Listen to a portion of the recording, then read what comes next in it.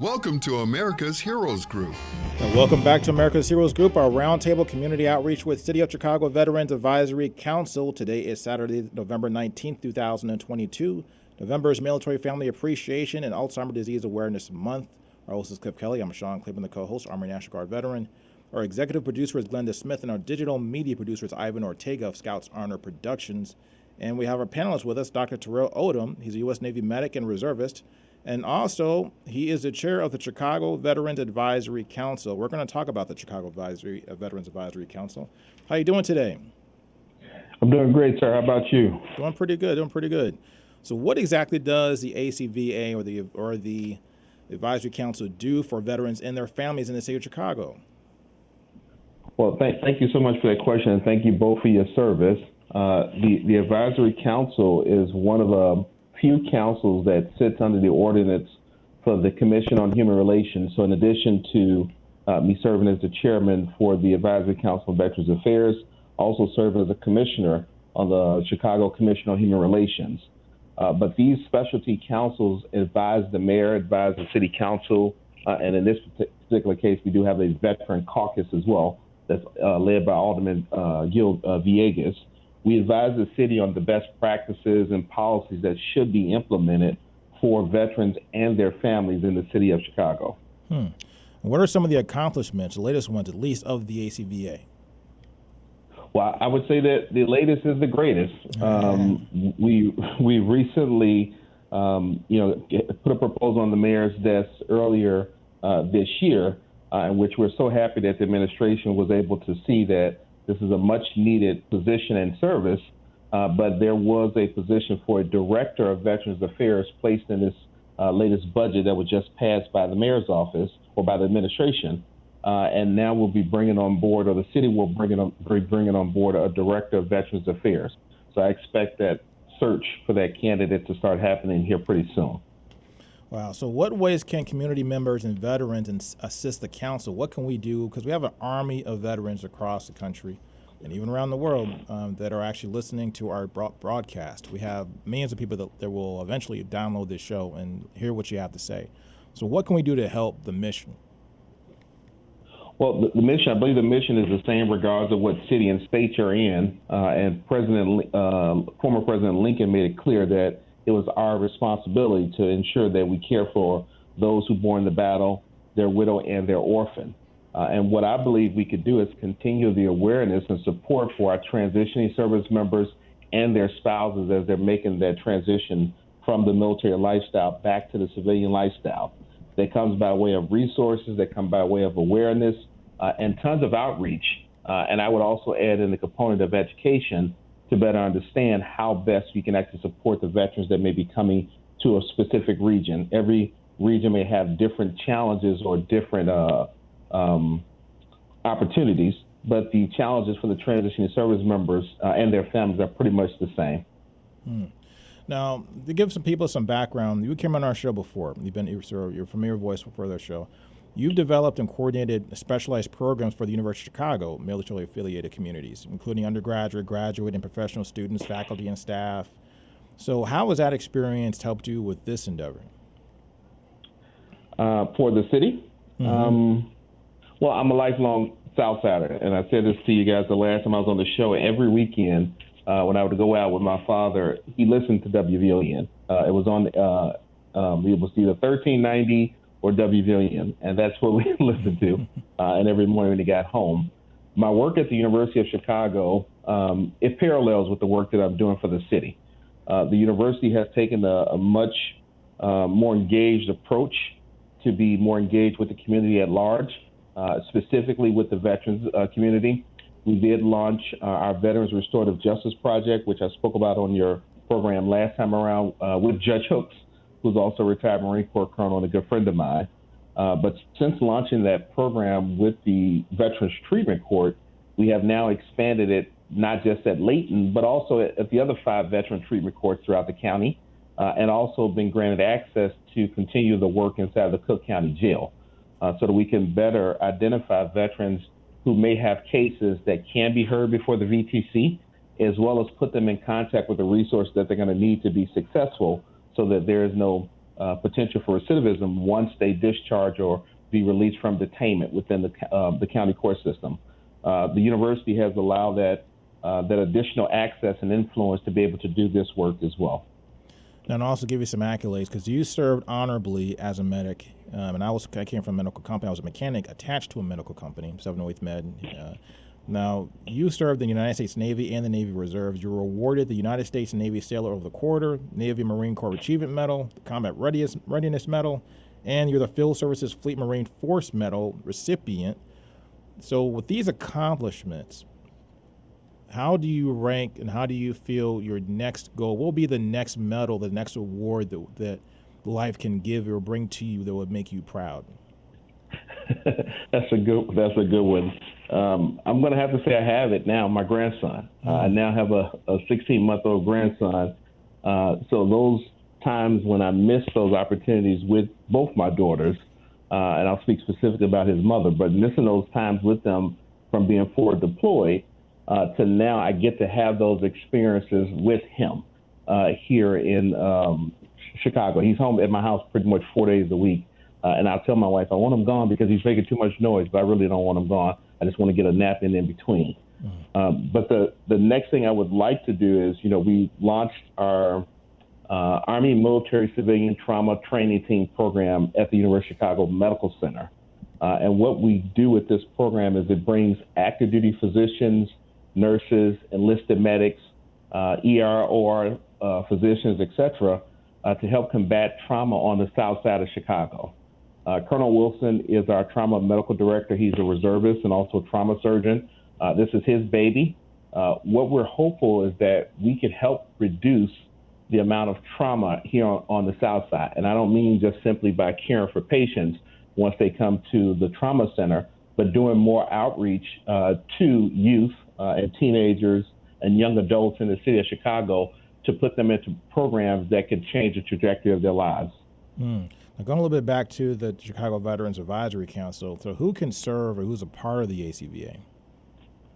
Well, currently we have 14 members who are currently serving on the Advisory Council. There is no requirement that you need to be a veteran or a service member yourself. We have several individuals, again, 14 of them who are serving. We have military spouses. We have a Gold Star mother. So anyone who applies to become a part of the Veterans Advisory Council, you will go through a vetting process with the city of Chicago, just like any employee or appointee for the city of Chicago, which includes a background check. And then once you have cleared that background challenge, you then have to go before, the city council and the mayor and be confirmed. And then is that process it sounds like a pretty intense process. Is it as intense as it sounds? No, it's not as intensive. It's more intensive of filling out the paperwork. We have streamlined that down to 2 pages. When I went through, oh my God, I want to say it was about 5 or 6 pages. We streamlined it down. Again, it's more so for the background check because as a representative of the city, you will be in spaces that will involve, in some cases, may involve being around children, et cetera. So the city has to do its due diligence to make sure that you are compatible, equipped to be able to do that. Once you get past that part and you go before the confirmation with the council, a full council, they will confirm you, then the mayor will be able to appoint you to that position. It pretty much can be done in about 3 months. Now, is this something that's unique to Chicago, or is there other programs like this or councils like this around the country? So I believe our program is unique in regards to the council. However, other cities have had or do have directors of Veterans Affairs. We had one years ago, which fell under Fleet and Family Support Services, which again, in our advisement to this administration, we informed them that this position will be better suited directly in the mayor's office and not under one of the auxiliary arms of the city. It was unfilled for maybe 3 years, if I'm not mistaken. But again, now it's going to be filled here pretty soon, hopefully, and falls directly under the mayor's office. Okay. And then, so if someone if a veteran's listening and has credentials or things, the things they can offer, what would you say to, how would you motivate them to apply? What are the benefits, or what would you say to a person who could be a candidate for this council in Chicago? Well, you get to hang out with a ton of different veteran service members, spouses, etc. Major Hernandez, who I'll give a shout out to, she's currently a major, the commander for one of the medical reserve units here in Chicago. She's currently deployed. But to get those network connections to work with other veteran service members, not-for-profit organizations, etc., to better help the cause of supporting this community, as well as potentially strengthening your own programs, whether it be at your employer, setting up an ERG group, employee readiness group. I'm sorry for throwing out the acronyms, but an employee readiness group. It gives us as a council an opportunity to share information. As you guys probably know, a lot of the work that's done in the military and veteran community at times tends to be a little redundant. Everybody's doing the same exact thing. And in that particular case, you have individuals who may be fighting for the same pots of resources. Whereas if you can find those opportunities to better collaborate, we can actually put a dent or put a better or a huge impact on the work that needs to be done for the community. So any final thoughts you'd like to add about that? Well, the work is here. We have 200,000 service members that are transitioning out every single year. I've taken an approach of working with the University of Chicago. We just recently launched our Skill Bridge program, which is a program that allows service members to leave up to 6 months early of their military service. So for the last 6 months, they are being paid by the Department of Defense in their respective branches. The partners, such as the University of Chicago, ensures that these individuals have the gaps of their skills to be presented or offered at the institution or organization. So in essence, we're helping them to transition from that military lifestyle to the civilian lifestyle. Wow. Whether that be next step is looking for higher education, is looking for employment, and in some cases they're looking for entrepreneurship. So I would definitely encourage individuals out there to take a look at the Skill Bridge program. There's a ton of phenomenal experiences in that pipeline, again, of the hardest working people on the planet that are coming out and looking for these opportunities once they fully transition into the civilian lifestyle. Wow, that's called the Skill Bridge program? Yes, sir. At the University of Chicago, we've dubbed ours the OMAC Skill Bridge program, which is the acronym from my office. But it's a DoD Skill Bridge program. Skill Bridge is all one word. And they can get that on the website at the DoD, or where do they find information about that? Correct. They can go directly to Google and type in DoD Skill Bridge. So DoD meaning Department of Defense, and then Skill Bridge is all one word, and it'll take you directly to the site. So it's actually skillbridge.OscarSierraDelta.meal. And it'll take you to the Skill Bridge site for all of the providers across the country. So you can narrow your search down by state, depending on where you're choosing to move to. You can look at the opportunities that are offered there, reach out to that Skill Bridge provider, set up a time to interview with them to see if that's an opportunity that fits your transition and your career goals, and give them a call. So is this program, is that something similar to like a placement program you might see at a university, or is it a little bit slightly different? Because there's a lot more stuff going on when you're a veteran versus, just looking for a job when you come out of college. So when you think about, I mentioned this the last time to you guys when I was on the call, here in Chicago, People's Gas has roughly 1,200 gas utility workers in the city of Chicago. And this is thanks to Rick Passarelli, Liz Belcaster, Will Hubbard, and several other individuals who created the UMAP program, Utility Military Assistance Program. So I helped to start up that program a decade ago with them.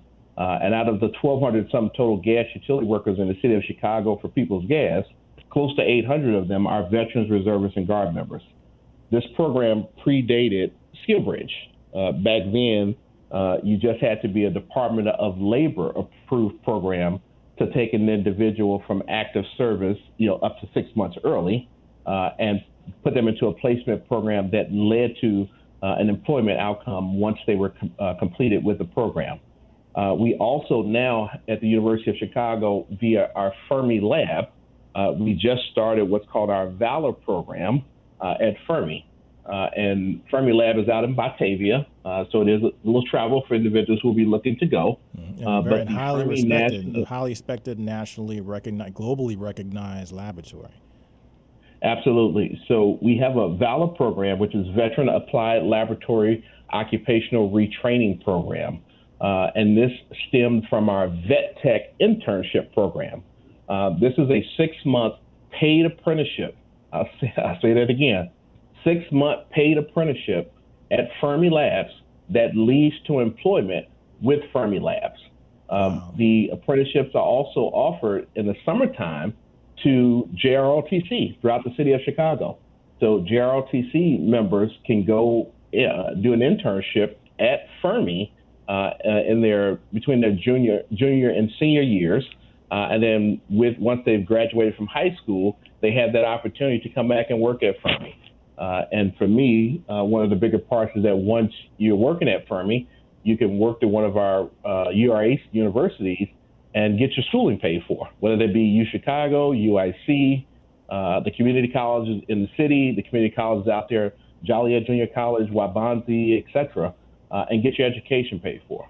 Wow, that sounds exciting. And it sounds like it's something that would be so productive to the community and also improving the lives of people, making them more productive citizens, more empowered citizens, more empowering the community because of what the things that they're doing at these types of jobs is actually improving the lives of everybody in the community. That's one of the things that we've talked about a lot in this show today. We had 4 segments today, and one of the common themes is the things that we contribute and help veterans with are also things that trickle into, in some ways trickle in, but some ways come in like a full-flowing river to help the community. Because of the work and research done at Fermi Lab is stuff that can change the world. Literally. I laugh about it, because I'm in the office of the provost, and I always tell my team and my colleagues here at the university, I say, I'm in a playground full of resources, and been doing this for 18 years and doing it in spaces where you didn't have these types of resources.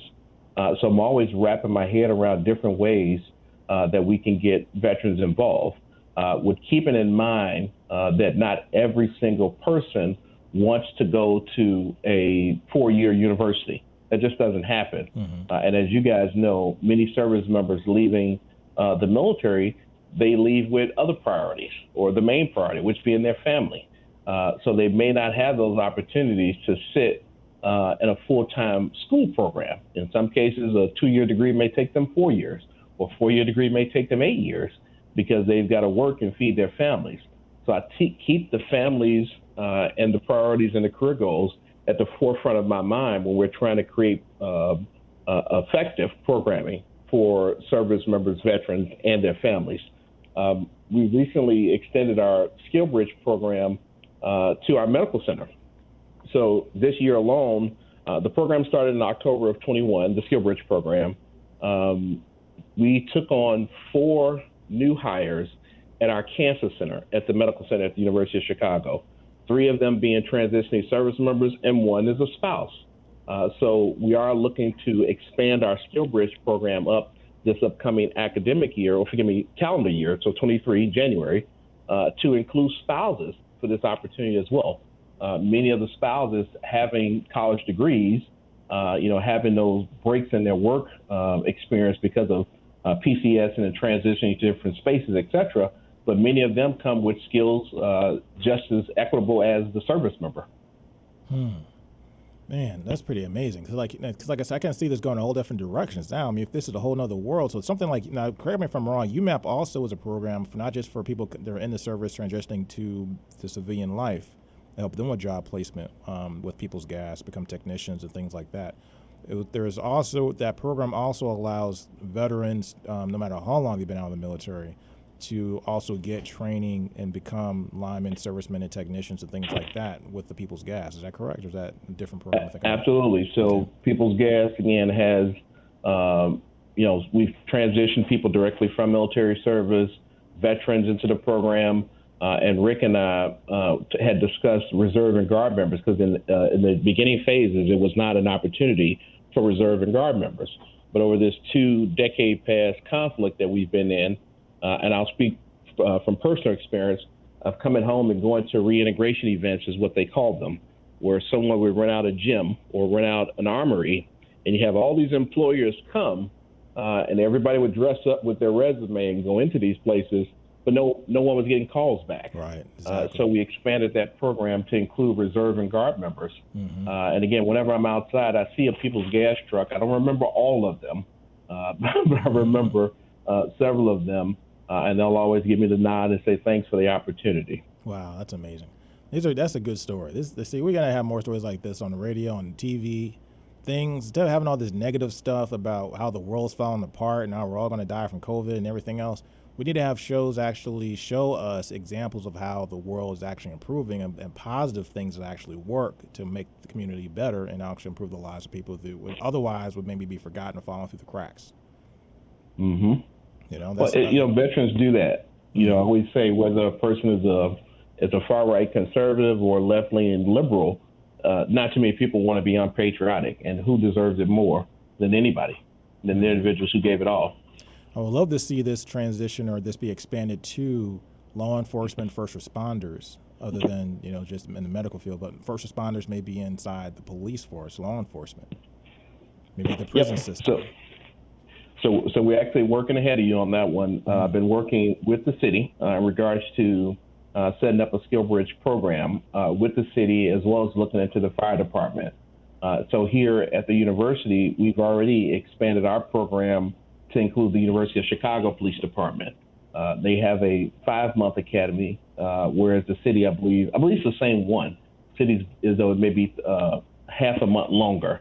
But again, if we can start a class every other month, so it gives that service member an opportunity to get their family situated, to get a feel for, whatever position that they'll be looking to go into, and then time to go through a police academy, right? Without having to worry about not being paid, because this is a no-cost agreement. I'll make sure I throw that out there. SkillBridge, because they're already being paid by the Department of Defense. So organizations, you're not losing out on funding, but you give them the necessary skills and invaluable skills and experiences that they're going to need to fully transition. But we are in talks with the the police department, and looking into the fire department and how we can incorporate that. We desperately need more law enforcement here in the city of Chicago. Mm-hmm.